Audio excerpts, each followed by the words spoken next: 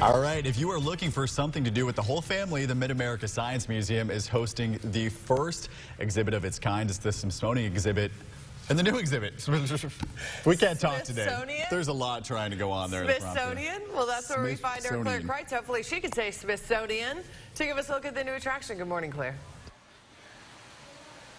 Hey, good morning, guys. Yeah, I'm here with Madeline McCain, and you're an educator here. So tell me a little bit about this exhibit. So this exhibit is Life in 1 Cubic Foot. It's by the Smithsonian. And so the person who created all this, is responsible for it, is a man named David Leitschwager. And what he did is he really wanted to study the biodiversity of an ecosystem, the different types of life. And so he wanted to take that scale really small. He wanted to create a biocube, which is something like this. It's a 1 by 1 by 1 foot, 1 cubic foot. And the reason it's 1 cubic foot is he said you can hold it in your hand. You can put it in your lap.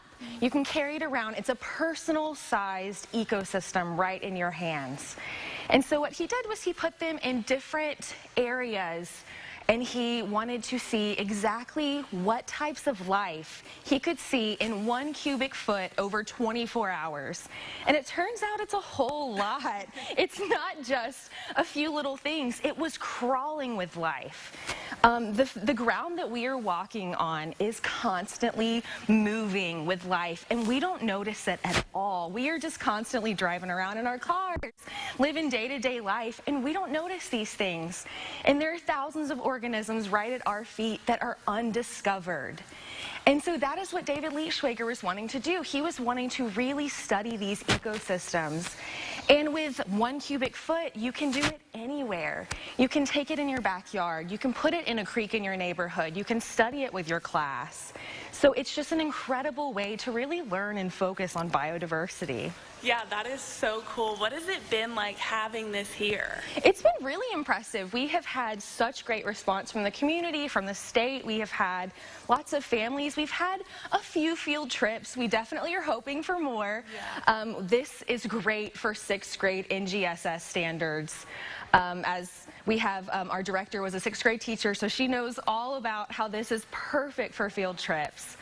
But yeah, it has been very, very well received, and we have a couple that are throughout the community. I think we have one at the library, one at the national park. There are a few more. Yeah. So if you see any big green cubes around Hot Springs, that's what it's for. You know, take a look inside. You might see new life in there. You never know what you'll find. Oh my gosh, really cool. Yeah, in the next half hour we'll talk even more about this. There's so much to cover, but for now I'll send it back to you guys in the studio. Stop laughing. I'm going to take a field trip just to learn to say Smithsonian. That's a cool cube, though. Yeah. Well, listen to this. This morning we're taking a trip under the sea. All right. Under the sea. And all for the Mid-America Science Museum and its first ever traveling Smithsonian exhibit. Yeah, that's right. Our Claire Kreitz there is live in the new exhibit hall with more on the display. Hey, Claire, good morning.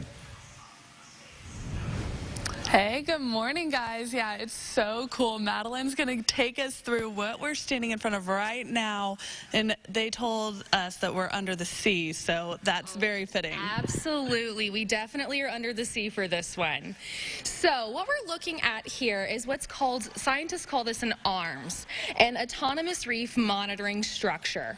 So when you're talking about coral reefs, scientists have a hard time actually counting all the mind-boggling amount of organisms and creatures that you have on a reef. Think about it. You've got corals, you've got sponges, you've got all the little fish, all the little microorganisms. So what they did was they put this ARMS, that autonomous reef monitoring structure, just like this, out in the reef. They studied an area. They found the perfect spot that was swarming and crawling with life. They secured this into the reef. They left it for a year undisturbed. So in that year, there were thousands of species that came around the coral reef, and they discovered hundreds of new species growing on this structure. So what they did was they took it apart, and you created you have right here this nice abstract art. So each of these panels was one of the layers on that reef structure. And it looks like art. It doesn't look real. It's so beautiful. There's so many colors. But all of this on here that looks like paint is actually animals. These tiny animals that have never been discovered, never even been looked at. So scientists are really using this life in 1 cubic foot to identify all these thousands of new species. They're really being able to document and create and look at these ecosystems really, really closely and explore them for the first time. Yeah, just a lot of cool stuff here. This is just scratching the surface here, and you still have tons of time to get out here. It goes until January. Absolutely. Yeah, so come out here, see this awesome exhibit. But for now, I'll send it back to you guys in the studio.